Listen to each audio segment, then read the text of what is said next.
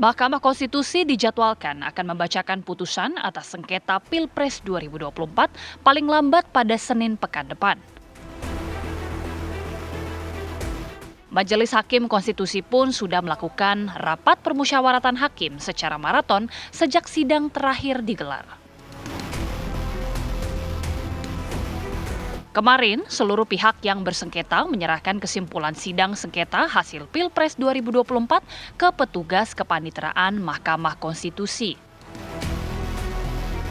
Tim hukum Anies Baswedan Muhaimin Iskandar menyerahkan kesimpulan mereka dan 35 bukti tambahan kepada MK untuk memperkuat dalil-dalil dari pemohon.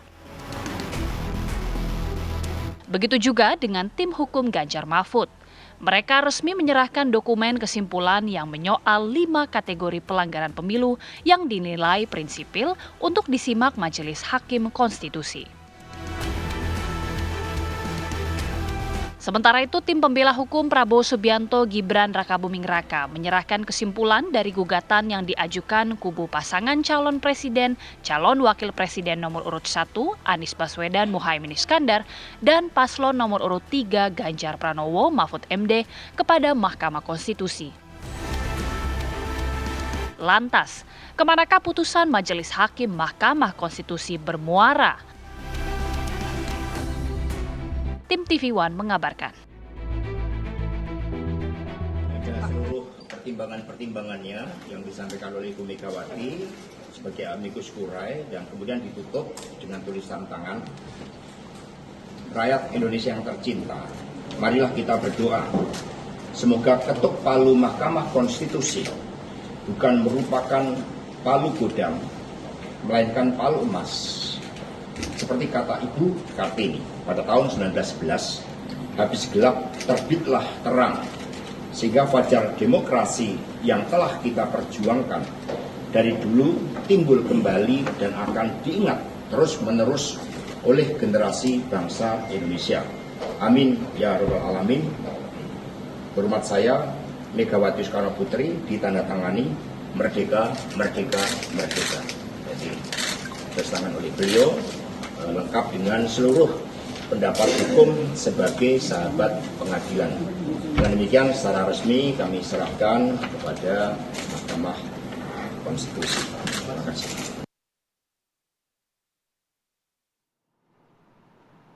Ya, sesuai dengan judulnya ya, ini pembicaraan pagi hari ini bakal seru banget. Sengketa Pilpres Mahkamah Konstitusi diuji. Kita akan hadirkan ya Al-Fatihah nanti ya. Tadi off the record-nya udah lumayan agak seru nih sedikit ya. Iya, tadi udah agak seru karena memang mereka mengatakan sudah pulang mudik siap bertempur lagi nanti nih. Nah, sudah ada tamu-tamu kita pada pagi hari ini. Selamat pagi, Assalamualaikum semuanya.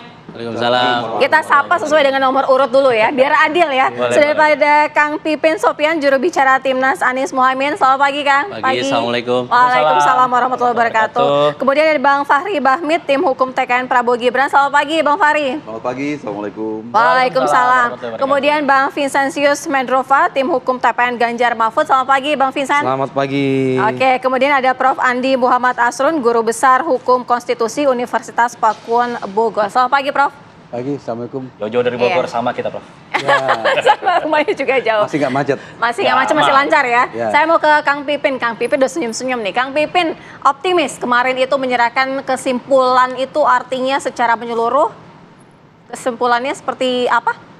Ya, kita melihat fakta-fakta persidangan dan argumentasi gugatan yang kami sampaikan, kami optimis ya. Yang pertama memang dalam kesimpulan yang kami sampaikan, memang kami mengapresiasi kerja Mahkamah Konstitusi ya, baik para hakim yang mulia dan juga para panitera yang sudah proporsional dan profesional secara independen membawa persidangan tidak hanya fokus di hasil sengketa tetapi di prosesnya. Kemudian juga mengundang apa yang kami ajukan untuk para menteri dihadirkan, DKPP ya. Dan kami melihat bahwa disitulah optimisme kami bahwa tidak hanya sengketa hasil yang selalu digaungkan oleh para tergugat gitu ya, bahwa ini memang sidang sengketa hasil, tetapi kami melihat ketika mahkamah mengundang para menteri, pihak-pihak terkait, DKPP dan yang lainnya, ini membuktikan bahwa proses di mana mahkamah melihat tidak menutup mata terhadap fenomena politisasi hukum, politisasi bansos, dan politisasi aparat. Dan yang keempat adalah ketidakprofesional atau tidak bekerjanya secara baik para penyelenggara pemilu, yaitu KPU dan Bawaslu. Walaupun yang sering diperdebatkan Kang Pipin, proses itu kan sudah berjalan sudah lama, sengketa proses gitu. Ini artinya hanya akan mengubah ataupun ada putusannya mengenai hasil Pilpres saja begitu? Nah, kalau kita melihat tadi ya bahwa ada kerja Bawaslu dan KPU yang disitulah mereka tidak profesional, kemudian cenderung tidak memproses semua laporan yang kita lakukan, maka memang sudah seharusnya kepada siapa lagi kami bisa mencari keadilan kecuali ke Mahkamah Konstitusi. Disinilah saya kira ya kita bisa menempatkan, kita bisa melihat bahwa Mahkamah tidak menutup mata, dan saya kira proses yang terjadi, adanya potensi banyaknya kecurangan, adanya politisasi bansos yang sangat luar biasa, meskipun ditutupi oleh keterangan dari para menteri, kami sudah memberikan jawaban-jawaban. Misalnya dikatakan bahwa artinya maksudnya jawaban dari para menteri itu tidak optimis, tidak jelas secara clear menguatkan apa yang disampaikan oleh 01 begitu? Ya, jadi apa yang disampaikan oleh para menteri itu memang mengkamuflase apa yang menjadi tujuan utama dari politisasi bansos, politisasi hukum, dan politisasi aparat. Tetapi kita bisa melihat bahwa ternyata memang beda antara fakta yang terjadi dengan apa yang dijelaskan oleh para menteri. Jadi misalnya bahwa ini bansos karena El Nino, bansos karena COVID dan sebagainya. Itu kami sudah bantah bahwa El Nino lebih parah kondisinya 2015, tetapi bansosnya keluar lebih banyak. Misalnya di setiap periode bansos 2022 di Januari, 2023 Januari sangat jauh berbeda dengan 2023. Jadi apa kepentingannya selain untuk kepentingan politisasi untuk memenangkan salah satu paslon? Oke, itu optimisme dari 01. 02 di sisi lain Bang Fahri mengatakan optimis juga nih akan ditolak permohonan dari 01 dan 03. Apa yang membuat 02 ini menjadi lebih optimis atas penolakan dari hakim nantinya kepada 01 dan 03? Iya, jadi kalau saya kan mencoba untuk meng-capture-nya itu bukan berangkat dari pendapat subjektif. Jadi karena kemarin itu forumnya atau sesinya adalah menyampaikan kesimpulan atau konklusi secara hukum.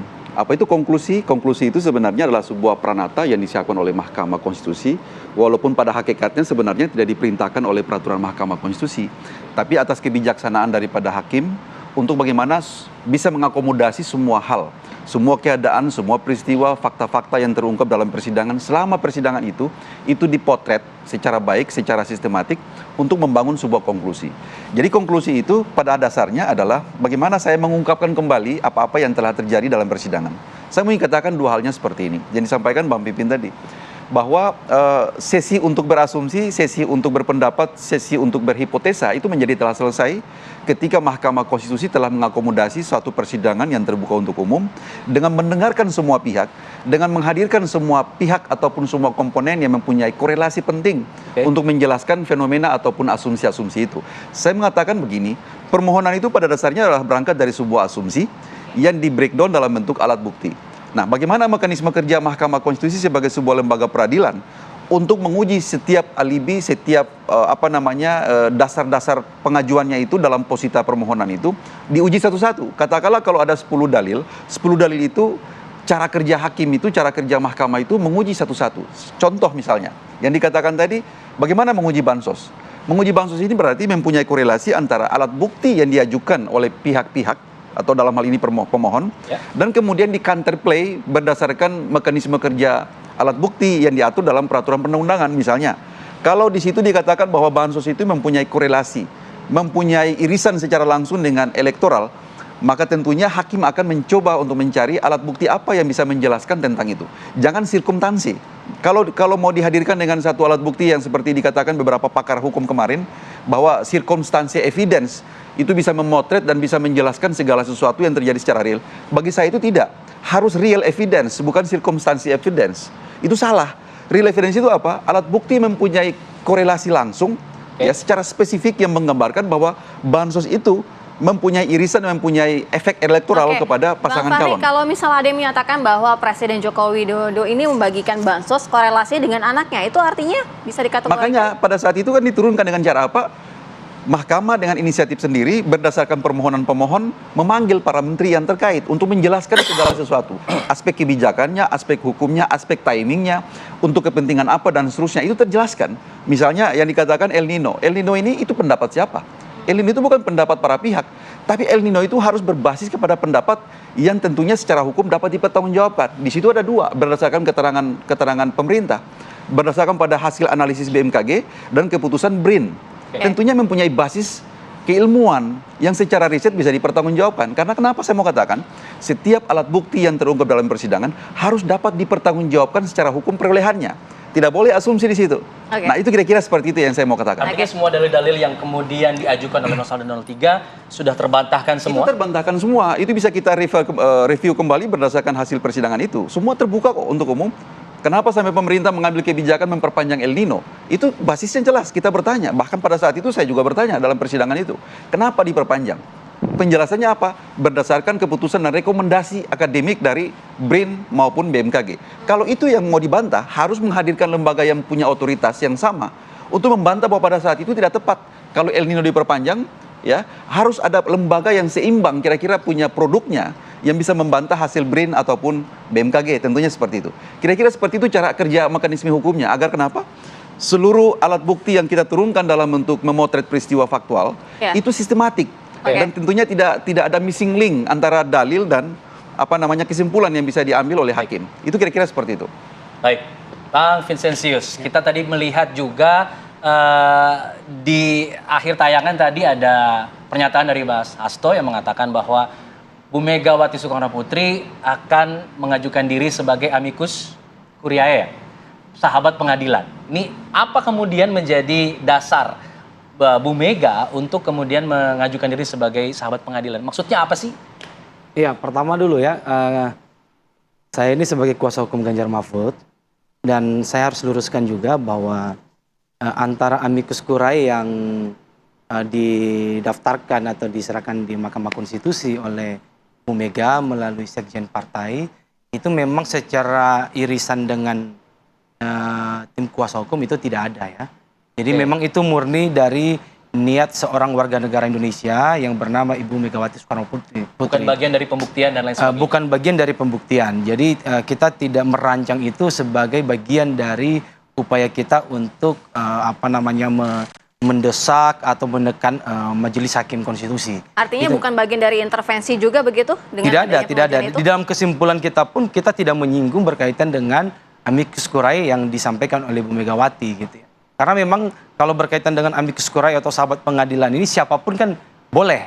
Mau itu warga negara yang bekerja sebagai petani, siapapun yang merasa bahwa dia sahabat pengadilan, dia punya keprihatinan terhadap persoalan hukum, kegelisahan soal penegakan hukum kita, soal pemilu ini, ya siapapun, termasuk kemarin juga bersamaan kalau saya tidak salah, ada mahasiswa, ya kelompok mahasiswa yang juga mau menjadi amicus curiae dalam proses PHPU Pilpres ini. Jadi secara hukum gitu ya? Upaya yang kami lakukan sebagai kuasa hukum ini memang bukan bagian dari secara upaya hukum yang kami lakukan. Jadi yang pasti bahwa kami sudah menyerahkan kesimpulan kami seperti tadi yang disampaikan oleh rekan-rekan sebelumnya bahwa kesimpulan ini berbasis pada fakta persidangan. Dan kalau kami lihat dari fakta yang ada dalam persidangan ini sangat menguatkan dalil dari permohonan kami. Ya, ini harus kami sampaikan juga bahwa misalnya kita kan kemarin sempat mendalilkan berkaitan dengan abuse of power berkaitan dengan pembagian bansos ini. Dan kita bisa melihat dan kami hadirkan saksi fakta misalnya dalam persidangan membawa karung beras ya berlogo Bulog gitu ya dan ditempel Prabowo Gibran di sana. Itu kita sudah buktikan di persidangan. Itu satu. Berkaitan misalnya tekanan aparat gitu ya. Kita juga hadirkan ada seorang warga negara Indonesia yang tinggal di Gunung Kidul gitu ya, Kabupaten Gunung Kidul, kita hadirkan sebagai saksi fakta di persidangan, dan dia merasa ada tekanan berkaitan dengan ya intimidasi yang dilakukan oleh aparat, dan banyak hal yang memang kita buktikan dalam persidangan itu kan tujuannya memang untuk menguatkan dalil permohonan kami. Dan saya pikir apa yang sudah kami sampaikan dalam persidangan, ya kami sangat yakin bahwa apa yang sudah kami dalilkan ini itu sangat kuat dan bisa meyakinkan. Dan jangan salah bahwa di dalam persidangan kali ini di Mahkamah Konstitusi ada hal-hal yang luar biasa yang memang di luar dari perkiraan kita. Tadi sudah disinggung mengenai kesimpulan ini pranata baru ini dalam hukum acara di Mahkamah Konstitusi. Biasa kesimpulan ini kita kenal di hukum acara perdata, ini biasa kita kenal. Tapi kalau di Mahkamah Konstitusi kita tidak mengenal itu. Dan ini pranata baru, hal baru. Artinya apa? Kalau Anda melihat ada pranata baru ini? Selain itu juga pemanggilan 4 menteri dan DKPP itu juga hal baru. Artinya apa? Bahwa ini kan ada satu harapan baru di mana Mahkamah Konstitusi keluar dari zona yang selama ini oleh teman-teman kuasa hukum Prabowo Gibran berharap bahwa Mahkamah Konstitusi ini on the track pada regulasi yang ada. Nah inilah yang kita dorong selama ini, bahwa ada paradigma yang berkembang di Mahkamah Konstitusi itu ya paradigma judicial activism. Nah itulah yang kita dorong, bagaimana kemudian proses-proses dalam persidangan Mahkamah Konstitusi itu bukan hanya kita mencari keadilan prosedural, tapi bagaimana bisa menemukan keadilan substantif itu. Dan saya pikir dengan dua hal luar biasa yang sudah terlihat di persidangan ini, ya ini bisa memberikan harapan baru. Meskipun ya kami juga tidak merasa puas dengan keterangan para menteri itu. Karena sangat normatif ya. Oke, nanti kita bahas lebih lanjut ya. Baik, Mungkin misalnya kita harus jeda terlebih dahulu. Kita juga nanti akan mendengarkan dari Prof. Asrul untuk mendalami bagaimana dengan apa yang terjadi yang sudah disampaikan dalam sidang. Usai jeda.